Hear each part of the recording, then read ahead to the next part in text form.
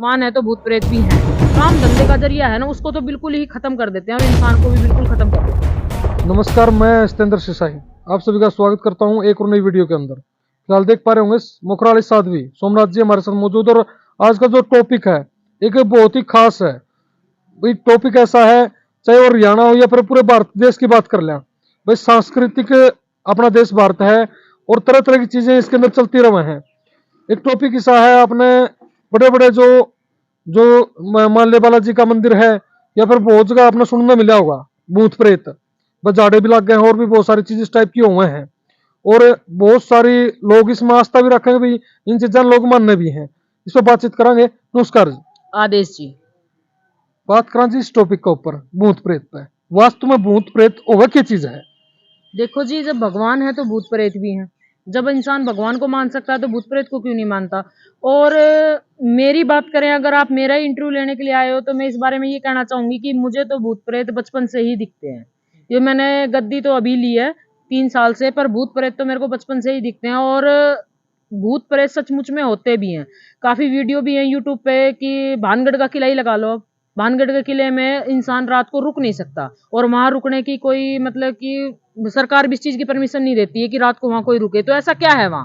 उसके ऊपर फिल्म भी बनी है अरुंधति, वो पूरी की पूरी भानगढ़ के किले के ऊपर ही बनी है। तो कुछ ना कुछ तो सच्चाई है ही। और भूत प्रेत तो देखो जी, भगवान है तो भूत प्रेत भी हैं। वही बात है जी, आपने एक बात रखी कि जी हमने देखे हैं। तो देखिए, तो एक चीज पूछना चाहेंगे, आकार कैसा हुआ है, देखने में किसे हुआ है? देखिए जी, भूत प्रेत किसको कहते हैं? इंसान ही तो मर के भूत प्रेत बनता होगा। तो सेम वैसे ही जैसे हम नॉर्मल इंसान है वैसे ही भूत प्रेत होते हैं। और भूत प्रेत का कोई ये नहीं होता कि हमें शमशान में ही मिलेंगे या फिर हमें कोई भगवान के मंदिर में ही मिलेंगे। ऐसा कुछ नहीं है।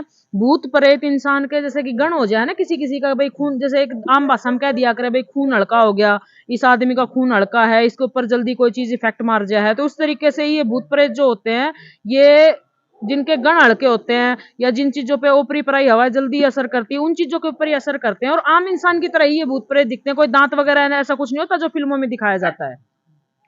एक जब इस टॉपिक पर बात करा, थोड़े जो वीडियो वगैरह भी आती रहे हैं, बहुत सारी किताबें भी चीजें लिखी गई हैं और एक चीज इसमें स्पष्ट रूप से बताई है, भैया इंसान का एक शरीर है, उसमें जब मृत्यु हुआ है एक सूक्ष्म बिंदु निकला है, न कि भूत प्रेत। तो भूत प्रेत का कंसेप्ट है, भूत प्रेत की बात है, वो निकल के कहां से आ रही है?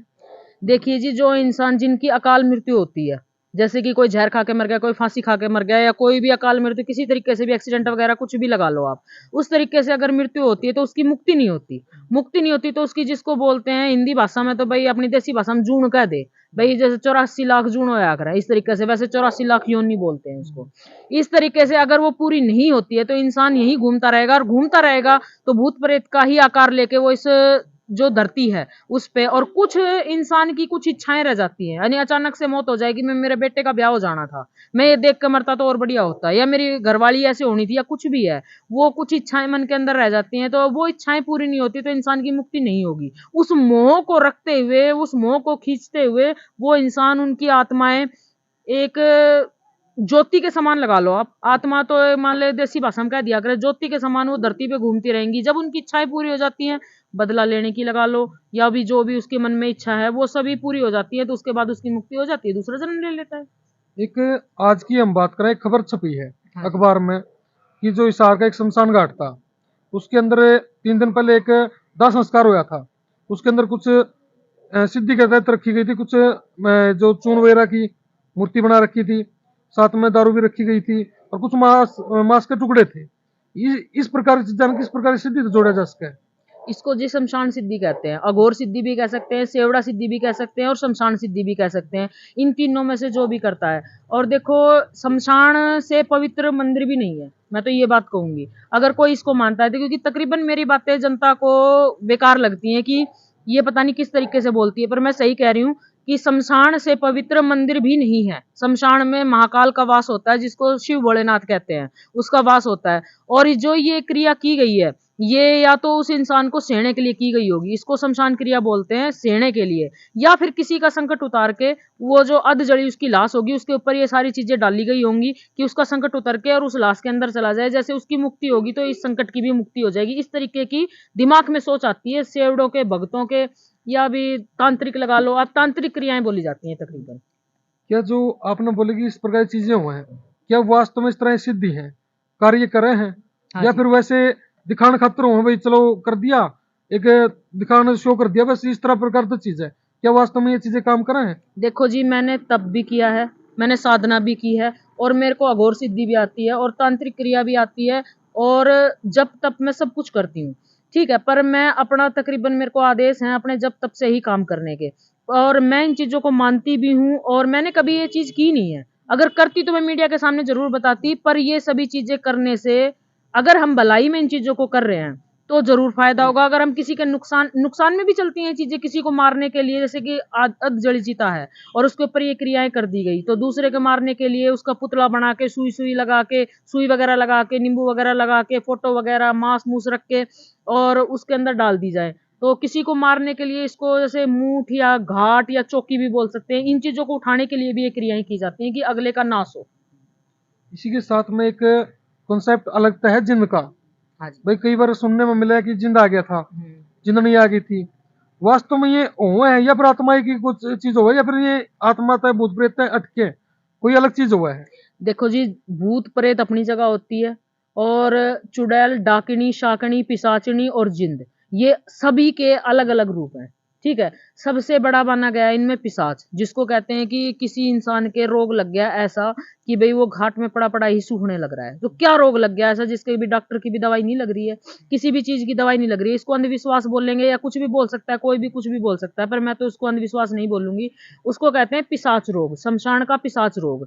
तो उसको हटाने के लिए जो क्रियाएं की जाती हैं वो शमशान में ही क्रियाएं की जाती हैं, कि उसके ऊपर से उतारा लिया, शमशान में पहुंचाया। उतारा कैसा होगा, ये जरूरी नहीं मांस मिट्टी हो, लाडू बतासे भी पहुंचा सकते हैं, मिठाई भी पहुंचा सकते हो।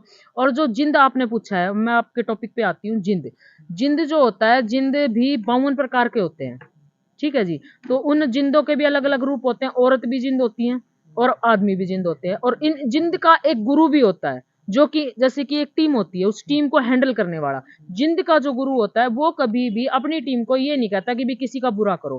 पर इन जिंद को मेरे वर्गे, मेरे जैसे ही लगा लो आप, कि मैं अपने ऊपर ही बताऊंगी, किसी के ऊपर तो कहने में गलत हो जाएगा। मेरे वर्गे जो गलत भगत होते हैं उनको सेया, मतलब कि कोई आदमी मर गया, उसको जिंद रूप मिल गया, यानी कि उसकी मुक्ति नहीं हुई, और उसको ऊपर से भी तो कैटेगरी बट बट के आती होंगी इन भूत प्रेतों की भी, तो उसको जिंद का रूप दे दिया गया। जिंद का रूप देने के बाद उसको मेरे जैसे भगत ने शमशान से उठा लिया से के, यानी कि कोई भी XYZ मर जाता है, उसको जिंद का रूप दे दिया गया ऊपर से, और उसको जिंद के रूप में से के उठा लिया गया और उसको किसी के घर में छोड़ दिया गया। भूत प्रेत तो क्या होगा कि अंदर पेशी देगा, पेशी आएगी, और जिंद जो होते हैं ना, वो ना तो पेशी में आते, और झूठ बोलने का उनका काम होता है। पेशी में नहीं आएंगे तो वो इतनी बकवास करेंगे कि हद से ज्यादा, उल्टे काम करने घर के बच्चों के साथ, घर में बर्बादी करनी, घर में आग लगा देना, घर में जो काम धंधे का जरिया है ना उसको तो बिल्कुल ही खत्म कर देते हैं, और इंसान को भी बिल्कुल खत्म कर देते हैं। किसी के साथ में एक अलग से जुड़ रही बात, पितर। हाँ जी। कई बार सुनने को मिलता है कि जी इस पर जो प्रिय हुआ है इसमें पितर रोक ले हैं। वो क्या चीज होती है, पूरे कंसेप्ट क्या होता है? पित्तर जो होता है, पित्तर हमारे घर की सबसे बड़ी शक्ति होती है।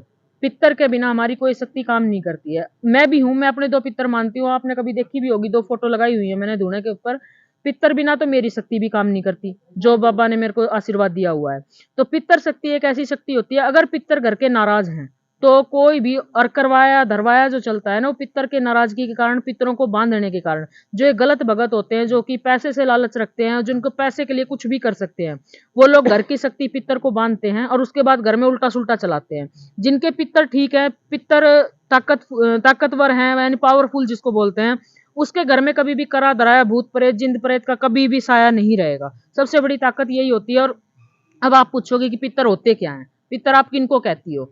पित्तर हम उनको कहते हैं, जैसे हमारे घर का कोई भी बड़ा बुजुर्ग या कोई भी अनमैरिड आदमी वो गुजर जाता है, उसको हमारे घर की शक्ति के रूप में भगवान हमें देता है, और उसको मान लो भाई, या तो वो खुद ही पित्तर रूप में आ गया, या वो आना चाहता है, ये तो भगत ही देख के बताएगा कि भाई आपका घर का पित्तर आपके इस रूप में आना चाहता है, तो उसको भाई गंगा जी हैं वहां जाके शुद्ध करवा के लाओ और अपने घर में उसको स्थान दो। वो हमारे घर में जैसे घर के मनुष्य काम करते हैं ना, इस तरीके से ही काम करेंगे, पर उनकी शक्तियां बहुत ही पावरफुल होंगी और सभी ओपरी पराई उनसे दूर रहेगी उस घर से। लगभग कितने प्रकार की सिद्धियां हैं? सिद्धि तो जी बहुत प्रकार की होती है। सिद्धियों के कोई जिंदगी भर भगत अगर करता रहे तो भी कभी भी ये पूरा भगत नहीं बन सकता। कि अब मैं आपको बताऊं 108 प्रकार की होती नहीं। बहुत सी साधनाएं हैं, गोरखनाथ में ही बहुत सी साधनाएं हैं। गोरखनाथ में 3 तरह के मंत्र होते हैं, डार, साबर और बर्बर। डार जो मंत्र होता है उसको इंसान किस तरीके से यूज करता है वो उसके ऊपर डिपेंड करता है। साबर मंत्र जो होता है, साबर मंत्र को इंसान, ये तो अपने आप में ही शुद्ध हुए होते हैं, इनकी कोई साधना नहीं करनी होती। अगर आपको कहीं से भी साबर मंत्र मिल जाता है तो अगर आप उसको एक बार माला जाप करोगे और कोई भी काम बोलोगे ना, अच्छा काम, भाई गोरखनाथ का मंत्र है और इसको मैं माला जाप कर रहा हूँ, एक बार मैंने माला जाप कर ली, बाबा मेरा ये काम होना चाहिए, तो साबर मंत्र अगर आप कहीं भी लगाते हो तो आपका काम हो जाएगा। बर्बर जो मंत्र होते हैं उनको चलाया जाता है बुरे पे, यानी किसी का बुरा करना है तो बर्बर मंत्रों को लगाया जाएगा। डार और बर्बर जो मंत्र होते हैं ये 3 प्रकार, मैं मतलब कि इसमें बहुत सारी बातें हैं जो कि मैं आपको नहीं समझा सकती और मैं बता भी नहीं पाऊंगी। देखो मैं खुद ही कह रही हूँ ये बात, पर मैं एक बात ये कहना चाहूंगी छोटी सी, कि मंत्र कोई कुछ भी बोले, मंत्र 3 ही तरीके के होते हैं, डार, साबर और बर्बर। डार और बर्बर गलत तरीके से यूज किए जाते हैं और साबर मंत्र जो यूज करेगा वो ही असली तपस्वी वही होगा और तपधारी भी वही होगा। फिर बात करें जी आपकी, आपने पिछली बार करी थी बर्फ की सिद्धि, अब कल भी जिक्र चला कि आप करोगे। हाँ जी। तो उसने कौन सी सिद्धि से जोड़ा जाएगा, उस पर कौन सी सक्सेस, सफलता या फिर सिद्धि कमाएंगे, कौन सी क्या चीज प्राप्त होगा? इस बारे में मैं बताती हूँ आपको। जो तप करता है, साधना करता है, उसको तपस्याएं करनी होती हैं। ये तपस्याएं क्यों की जाती हैं? अगर हम तपस्या नहीं करेंगे तो हमारा तप घटता जाएगा, हम झाड़े भी लगाते हैं, हम दारू भी छुटाते हैं। तो अपने अंदर एक एनर्जी को, मतलब कि एक पावर को अपने अंदर इकट्ठा करके फिर ही तो जनता में बांटी जाएगी। अगर हमारे अंदर पावर ही नहीं है तो हम किसी का क्या भला कर सकते हैं? तो उसके लिए खुद को दुख देना, कष्ट पहुंचाना, तभी पावर आएगी और तभी भगवान हमारी सुनेगा। भगवान ये नहीं कहता कि खुद को कष्ट पहुंचाओ, पर हमें खुद ने करना होता है ये। तो अब मेरी 2 जनवरी से बर्फ की तपस्या फिर से शुरू हो रही है, वार रहेगा शायद सोमवार। उस दिन से मेरी बर्फ की तपस्या सुबह 10 से, और बाबा की इच्छा अनुसार कितने घंटे चलती है वो बाबा की इच्छा अनुसार रहेगा। और मैं 1 क्विंटल बर्फ में, 2 क्विंटल बर्फ में बैठूंगी और तपस्या मेरी जारी 11 दिन तक रहेगी। जी धन्यवाद। आदेश जी। फिलहाल भाई मोखरा वाले इस आदमी के साथ में मौजूद थे और जो लगभग पब्लिक का मन में जो सवाल उठे हैं, वह भूत प्रेत का तो इतना बड़ा कंसेप्ट है, जो यूट्यूब पर आप खोल के देख लो, कहीं पर भी चेक कर लो, हजारों लाखों किताबें लिखी गई इस मैटर के ऊपर, और लगातार हर आदमी जब ये चीज सुना है ना, एक हक का सामान जाग रहा है। बाकी ओवर के कुछ है बातचीत आपकी कराई, बाकी आपका क्या मानना है कमेंट करके जरूर बताइए, वीडियो ज्यादा से ज्यादा शेयर करते रहिए।